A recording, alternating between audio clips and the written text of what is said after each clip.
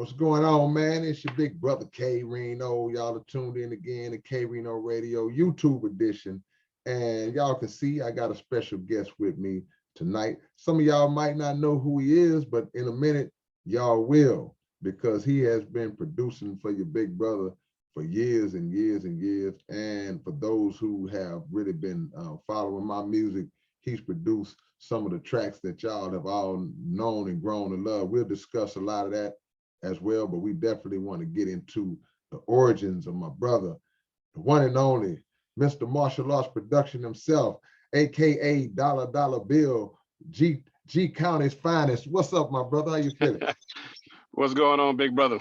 Oh man, I'm blessed, man. Appreciate you coming on. You are in the line of producers that I've been interviewing on my channel, man. All the different producers that I work with. And, you know, it's an honor to have you on, man, because you have really, you know, you blessed my game, man, you know, just because. So let everybody know about you and what was your origins in production on music? What got you started on this journey of wanting to produce music? Well, something you probably may not know, but I didn't start as producing. I was singing. Okay. So back in high school, in talent shows with my group members that I had at the time, we would have talent shows. We were in the talent shows for monetary reward and stuff like that. After doing that, I would say the origin is my mom, man. It's her fault, really. You know what I mean? Because as a youngster, I'm talking about 5 or 6 years old, it was the blues, brother. You know what I mean? So her and her friends, you know, they ride and I'm riding in the back seat.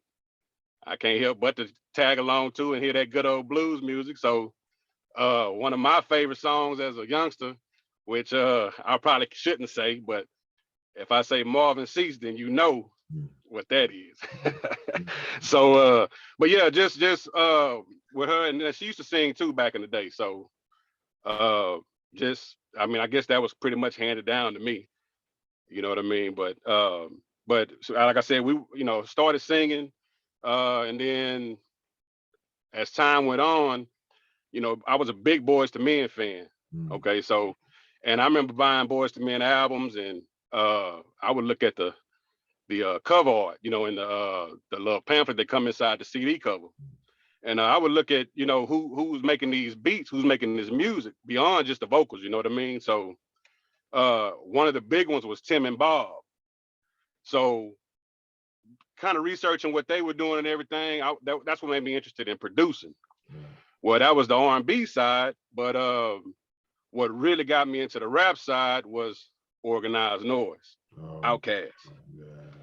Okay, so I mean, that's the holy grail to me as far as producers.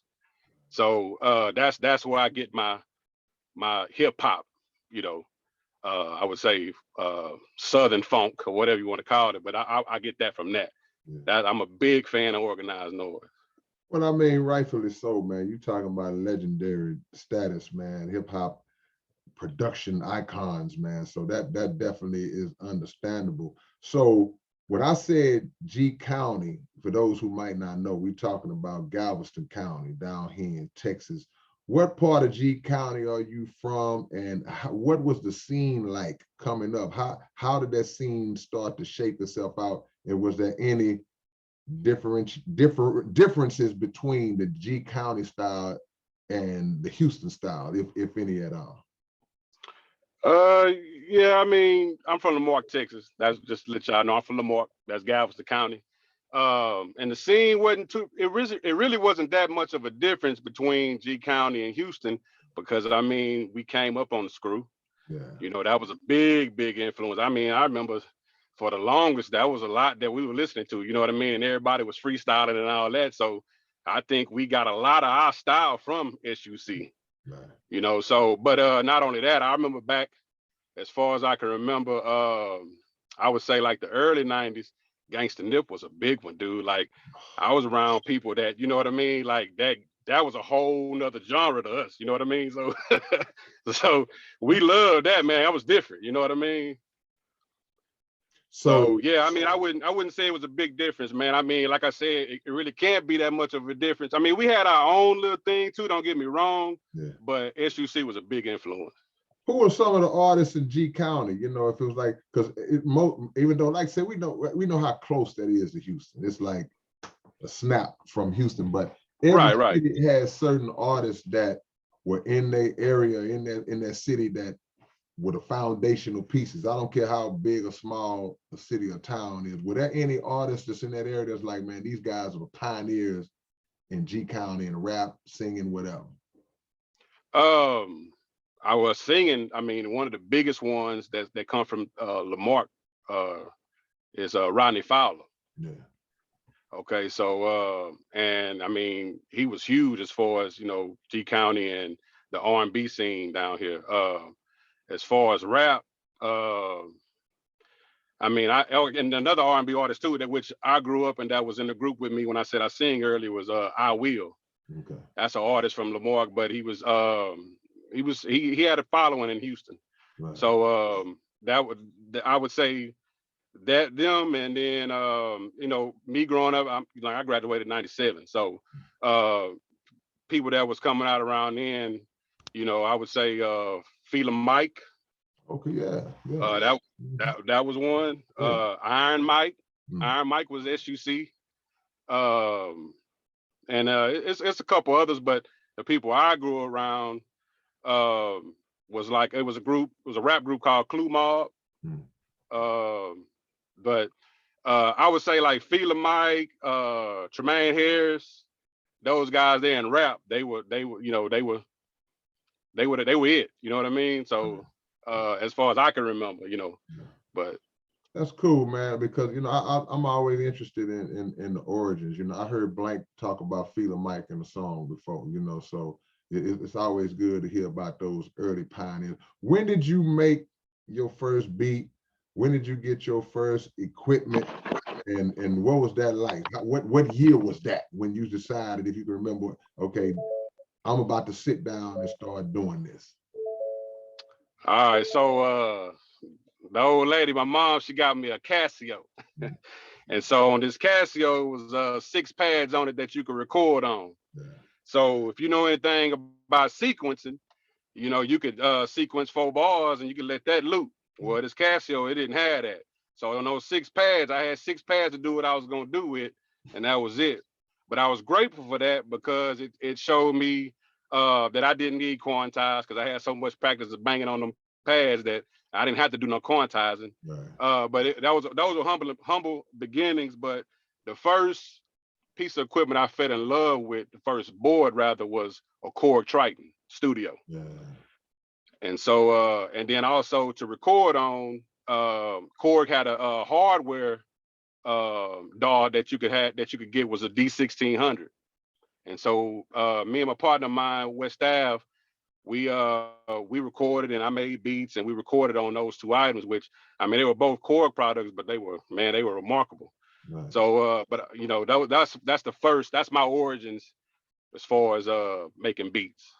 And your first track, do you remember like what your first beat was, and is it something you still kind of look back and say, man, that was jamming, or it was like, oh man, that was boo-boo or whatever, you know? Hey, look, I know it was on that Casio, but I don't remember exactly what it was. But on that Casio, man, that took a whole lot, dude. Like, I mean, if you wanted to make a song in 3 minutes, that mean I had to bang on that pad for 3 minutes, each instrument. And I was listening to what you said on that point, because you were saying like that kind of locked in your rhythm to stay in pocket, because people that don't understand what quantizing is, you know what I'm saying, is to lock that in the beat when the actual machine does that for you, compared to you being in that pocket doing it manually like that. Is that that's what you basically saying? Absolutely. Yeah, like manually, just so, but like I said, that's humble beginnings, and it taught me a lot. I was able to, you know, stay in the pocket because of, you know, doing it so much. That's all I had, you know, that's all I could do. Now it would record, but I'd have to punch that pad, right? You know, if I have a long, you know, so And if you jump off, if you get off beat a little bit, that's what it is. It's on that end. Yeah. Yeah, it's on there. Or start over. Yeah, or start all the way over, man. Yeah. Marshall Artz Productions, man. Let people know, because again, like I say, we worked together for years, man. For people who might not be familiar, just some of the tracks that you've done for me that, you know, my folks might recognize. I know it's gonna be some that they'll be like, oh, okay, yeah, that's who did that. Right. The first track I ever done that you were on was Shadow Boxer. Yeah, and that was with KO. Yeah. Yeah. That thing was jamming though, you know what I mean? But yeah, so that and the Galactic Quest for the Mystic 10 Volumes, Wizard's Ransom, and on the new stuff, Cloud of Smoke, I Apologize, On the Way Down, and one of my favorites, From a Distance. And you know the crazy part about it, like when you mentioned the Mystic Volumes, you see that's a song that a lot of people always mention. That's one of the songs a lot of people bring up. And it's weird because a lot of the stuff that we did early on was like the story oriented stuff. It just right. tracks you would send me, it always took me to a place where I wanted to tell a story on it, man. But I have watched your production skills that were already very high. I watched them go to another level. What have you been doing in the past few years in terms of just working on your craft that has elevated you like that? Well, I took a break, man. I took a break for about 3 years, and some things were going on, and we didn't have a studio anymore and all that. So I took a break, and what I did was I did a lot of research, man. I did a lot of research. I did a lot of studying, looking at videos, trying to, you know, get better than I was before I took the break.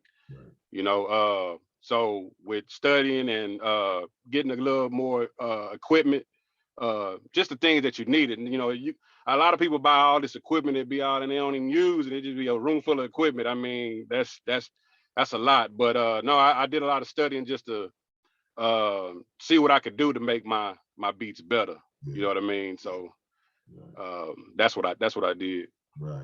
Yeah. Sometimes you got to go back into the lab, man, and just kind of just recharge the battery and recalibrate and get everything back in line. As far as rap producers, whether it be mainstream, whether it be in the region, who are like the top 3 guys in hip hop that you looked at? You said organized noise, but give me 2 more that you looked at as like, okay, this is what production is supposed to be. Well, right now, so I'll go with new school, just the new cats. Cardo. Okay. Cardo got wings, man. That guy he awesome, dude. Where's he awesome from? On the beats. I'm not really sure where Cardo's from. Yeah. I follow him on Instagram. Okay. But he does tracks for Wiz Khalifa, Larry June, Currency, and that's the new, you know, the new school. But like I said, I was a real big organized noise. Dr. Dre, of course. I mean, that's a gimme. N.O. Joe. Yeah. N.O. Joe was another one. That was but you can't forget Solo. Yeah. Oh yeah, no doubt. Solo one of them. That's and then I'll say too, Hyman. Oh yeah. Oh man, you naming the legends now from the H, man. Yeah, definitely, man.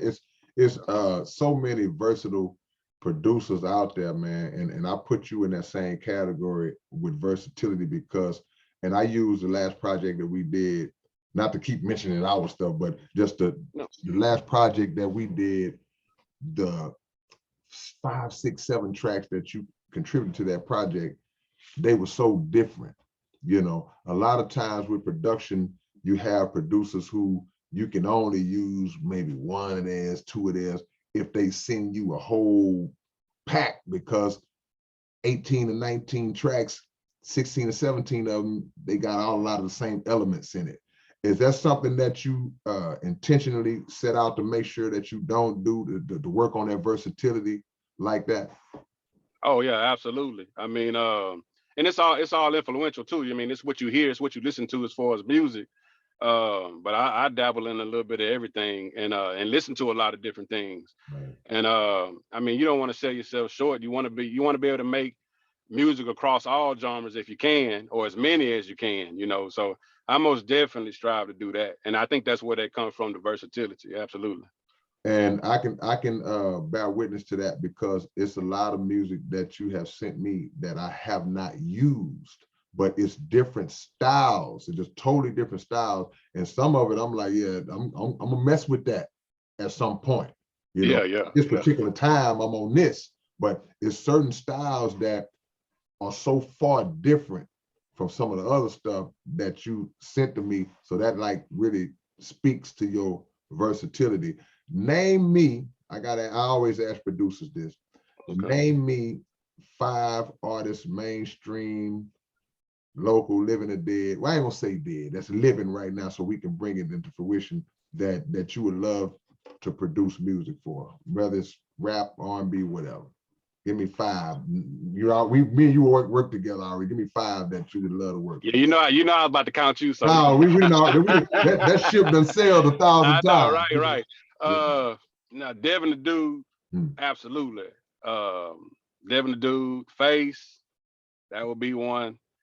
Kind of the new cats I just named, Larry June, Currency. I'm actually trying to shift them tracks now, to be honest with you. Yeah. And R&B, man, it ain't no R&B out there no more, man. Yeah. I don't know where the love went to, but it don't be no R&B. Right. But I mean, if I could go back, you know, it'd be like a Boys to Men, or I love music from that era. So yeah, man, anything 90s, you know what I mean? But yeah, I would say that most definitely facing Devin though. Right. All that stuff is attainable, man. You know, it just I have talked to producers before that have said that same thing, that they'll mention artists that they want to work with, maybe years ago, and then you look up, and then next thing you know, that connection has been made. So right. We speak those things into existence, man. We got Dollar Bill, Marshall Artz Production. What brought about just the whole concept of saying, okay, because that was real clever to call it Marshall Artz Production. You know, I know your name is tied into that too, you know, but it also speaks to, in my eyes, just the artistry mixed in with the play on words with the martial arts, you know. Is that something that you strove to do, or it just kind of came together like that? Yeah, I mean, I knew people would say, you know, is he talking about martial arts? No, it's just Marshall's. It's really Marshall's art. Yeah. But yeah, I played on the martial arts part, but yeah, I just used my name and then arts. So arts is the production, the music, you know what I mean, the art. Yeah. So let me ask you this. So now that the game I wouldn't say it's fully transitioned from the actual physical keyboards and all that to the computer, are you still working on the keyboards, and how is your style different now, if at all, from then and now? Are you fully computer programs and a lot of that, or how are you working that out? Me and a partner of mine just had a conversation about this, and like I tell him, and I tell mostly everybody, nothing is off limits. I use everything. Right. I use keyboards, I use computer, I use live, you know, I mean, sometimes I might make a sound or something, record it and put it in there. So I started hardware, man. So that's my origin, that's my favorite. I want to play the keys, you know what I mean? That's how you get the true feeling out of yourself and express yourself. But I was just totally on that. I was against computers and all that good stuff. But I had a partner of mine back in the day that he first put me on the computer, and I'm like, I seen how easy it was, and I'm like, man, okay, so I can take this and put this with what I'm already doing. That should make it better, and it did. You know what I mean? It really has enhanced my music 100%. Yeah. You know what? I was listening to that answer just now. I remember back in the days, Pimp C did a lot of production, a lot of UGK production, and he would sometimes bring in guitarists to play bass or lead over his foundation on his production. Is that something that you have done or would like to do in terms of like implementing some live instrumentation into some of your tracks? And have you ever done that, or is that something you want to do? Yeah, I've already done it. Actually, I've sent you a couple that Okay. got live bass in it. Wow. I stand by the bass. I mean, you know, these instruments that you get from samples and all that, man. I mean, they kind of automated, so it's not that natural Right. feel. You know what I mean? Right. So I try to bring in a live bass. I've had a live saxophonist, Yeah. a live flute player come in, and the true, you know, like the big producers, they do that, man. You know what I mean? Like you're not getting strictly automated, you know, Yeah. performance. You getting some live instrumentation in there. You know what I mean? So, and I think it makes for it's a better feel to the tracks than just some robotic sounding, you know, track. And that's what I strive for. I want mine to sound as natural as possible. Yeah. You know, but And then sometimes, like I remember back in the old days when we had the ASRs and EPSs and all that, and yeah, you had to load the disc into the thing, and it's like yeah, at a certain point, all the producers had the same instruments and same sounds. So it was oh always yeah, it was like an arms race to try to yeah, new and different sounds to be a little step ahead. So yeah. it is good to make sure that you put your own spice on it. Let me ask you this, because I know as a rapper, a lot of times, man, an idea can strike me anywhere. It can strike me when I'm asleep. It can strike me riding down the street, sitting on a toilet, wherever the case is. And Yeah. that spark has to instantly be addressed. Otherwise, I lose it. Do you have that same thing as a producer? Like, and how would that work for a producer? Because with me, it's gonna be words. How did that spark hit a producer's mind and an idea? Kind of walk us through that process and how you flush it out when it's time. Well, I'm a night owl by nature, Yeah, so I'm up pretty much late every night. But that's me. it's pretty much the same thing as writing, though. I mean, sometimes I'm asleep, man. I wake up out of my sleep and I go straight to that board because Yeah, I just hear it. You know what I mean? And I mean, it's been times I done had dreams yeah, and I'd have woke up out of my sleep and went to the board. So that's pretty much what happens. You know, you hear something or you feel something, you get on that board and you start knocking it out and start chiseling away at it, and next thing you know, you got your gym. So yeah, I mean, to me, it's the same thing as writing, brother. yeah. Same thing. And it's crazy because I used to dabble in a little production back in the days. And I heard. yeah, I used Yeah. to mess around a little bit. I wasn't cold or nothing. I ain't trying. I wouldn't know your level enough, but I used to mess around. But that's why I asked you that question, because back in the days, for me, it would always start with a bass line.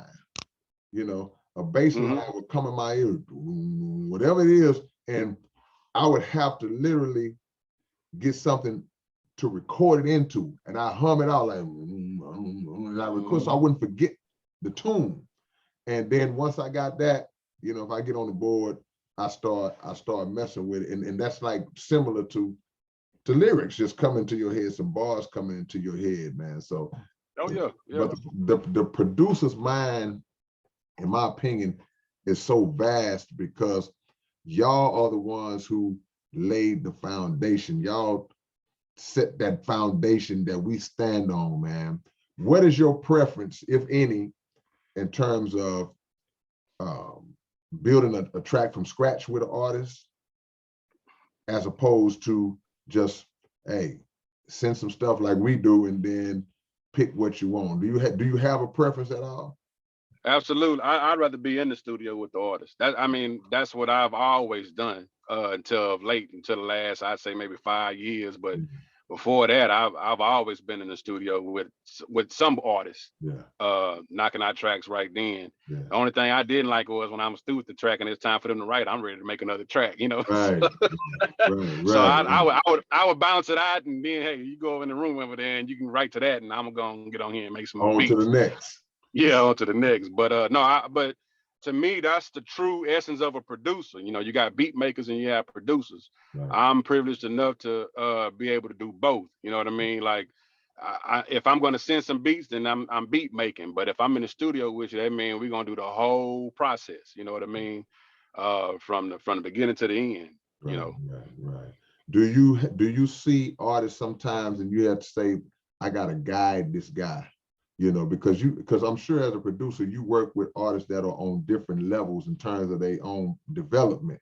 And some can come in and they seasoned and they kind of, y'all know, y'all click. But are there instances where you've had to like guide a guy or female that you see the talent in, they just not polished enough? Have you ever had that? How do you navigate that? Yeah, I mean, I've had that, you know, where artists come in and, you know, you like, you're right, you can see the potential, Mm. you know, but like I said, you know, I should sing, so I'm gonna get right in there with them, and if, you know, if we're doing an R&B song, then I'm gonna sing it out, Right. and they can, you know, I sing it out with the person, and until we get something, you know what I mean, and 9 times out of 10 they're gonna get what you're singing too, you know what I mean. So I mean, you working with them and you know you singing that out, they can follow along, brother. I mean, they can follow along pretty good. What So about that's what I would do. what about rappers who is that's kind of different dynamic as opposed to where you may not be able to kind of give the vocal demonstration for them, but you still can hear exactly the direction that you know they because some rappers need to be guided on their own song. They wrote the song, came up with the concept, but you Right. hear where they trying to go, but they not there yet. So how do you work that with a rapper in terms of molding them and shaping them as y'all put the song together? Well, you know, it's the basic structure, you know. That I remember listening to a story, I guess Lil C's was saying about Biggie, you know. It's like he didn't know how to rap, you know. He could rap, you know, he was cold at it, but he didn't know song structure, you Right. know, until he got with Puff, and Puff taught him, you know, hey, this 16, this is the chorus, this is the hook, this is the bridge, Yeah. you know. And once you teach a rapper that, they So, take off, bro. yeah. They take off, you know what I mean. So you know, it's just them not knowing that, and once they get that, it's way better, you know. They get it, you know what I mean. So you know what's crazy? I gotta ask you this question because a lot of producers go through this.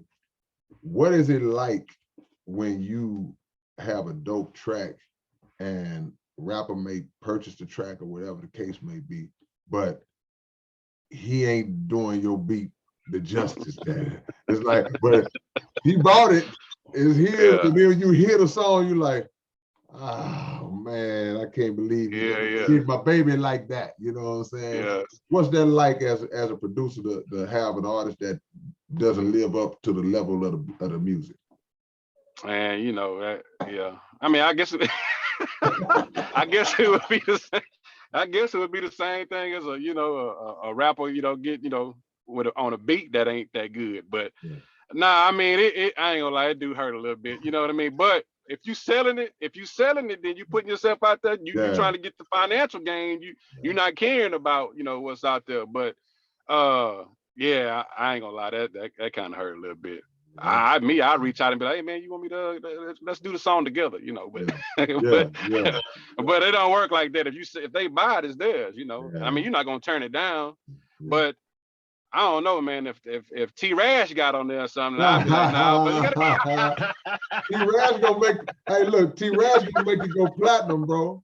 Yeah, I already know. You know, Yeah. I'm not a T Rash fan. I don't like that dude, but he make that music that they like, man. So he'll go platinum. Man.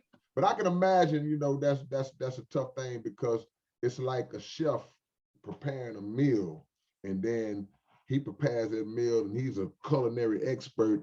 And then as he's overseeing everybody eating their meal, you look up and some dude pouring ketchup all on the cuisine and adding some extra. He's pulling somebody's jacket to pour in, and then you're like, oh man, yeah. So I can imagine, because that's a work of art that's an organic creation from your own mind, and even though you know that it's like I guess you say it's like a baby, like a child that you know you're gonna have to release out into the world one day. Yeah.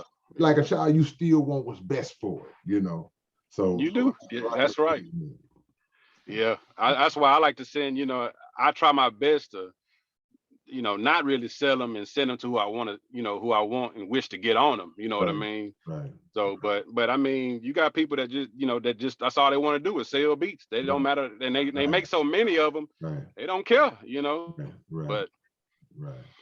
You know. Let me ask you that then, because that's another good point. It's like the way the game is now, you got a lot of producers, and I don't really know the ins and outs of that. Maybe you can give me the game on that, but you got a lot of producers these days that they basically, they'll put their tracks on the site and they'll just give them away, you know, and maybe it's just to get their name out, you know, the promotion aspect of it. Does that hurt the game, the production game, in terms of people who like, man, I do this for real and I'm making money off my tracks, and when anybody can just pull beats off the internet and then you look up and 4 or 5 different artists have used this same beat, you know, what's your thoughts on that part of the game?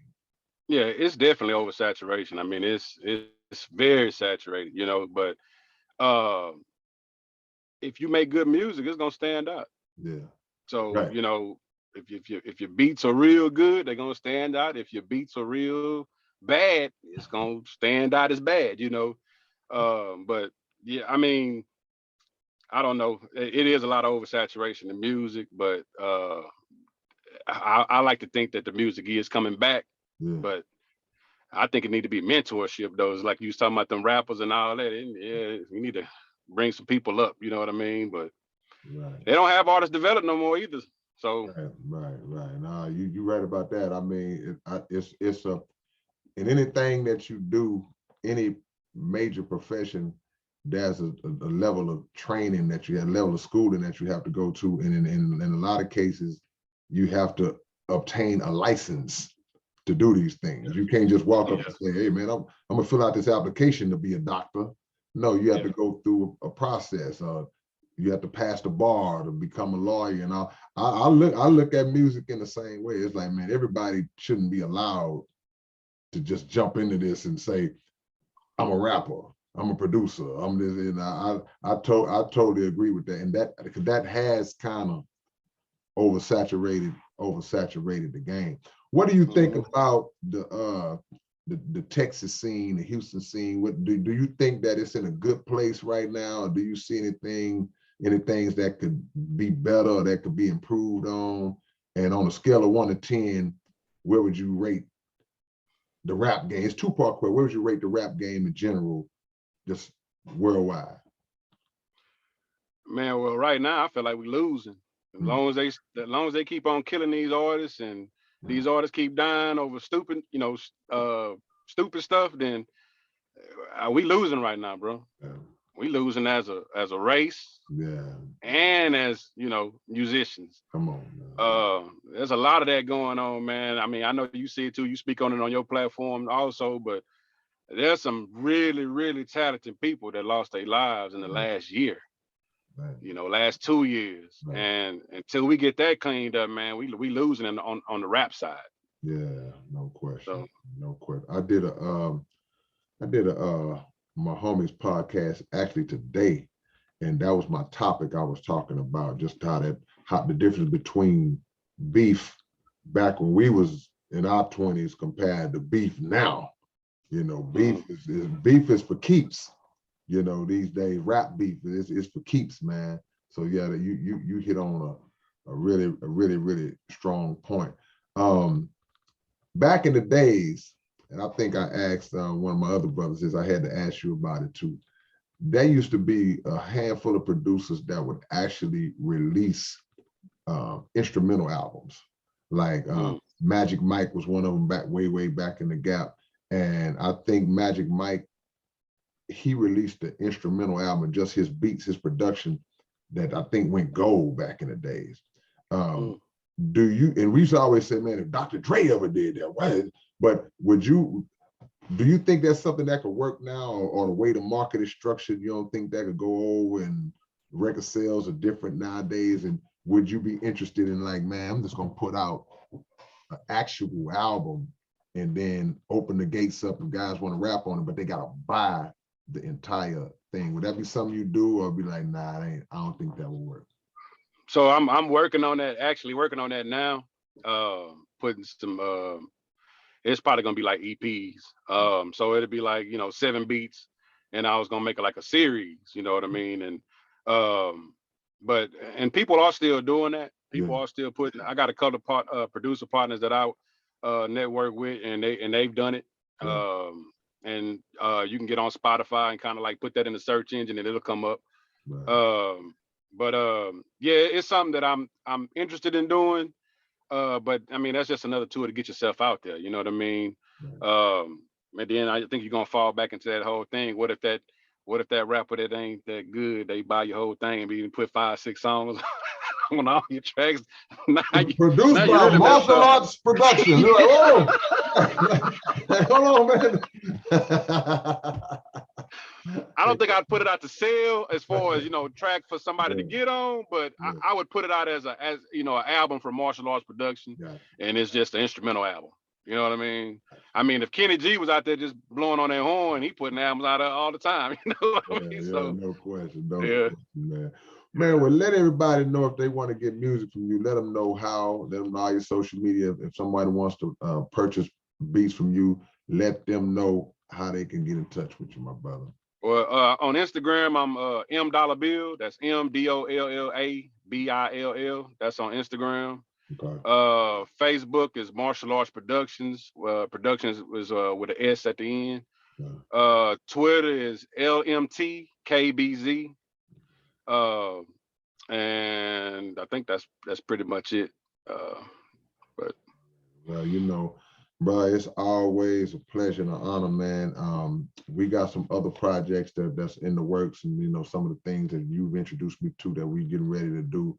But I appreciate all of the blessings that you've given me, and with your talent and your gifts, bro, that have brought a lot out of me, inspired me. When I hear the beats, like I wouldn't even think about writing, but now, yeah, so, yeah, man. Well, hey, but I appreciate you, big bro. I mean, I know you don't like to get that all the time, but hey, I appreciate you and what you allowed me to do with the music and sending you the music. That's been a very big help to me and what I'm doing. Man, so I just want to tell you thank you, man. Man, salute to you, my brother, Dollar Bill, y'all. Marshall Artz Productions. Be sure, all y'all cats out there, y'all, if y'all didn't learn nothing else from this interview, holler at my brother to get some productions, and don't be whack when you get on this track. We don't like that, straight up. Man. Thank you, man, for your time. Thank you for coming on, man. And we're gonna do this again real soon, my brother. I appreciate it, big bro. God bless. God bless.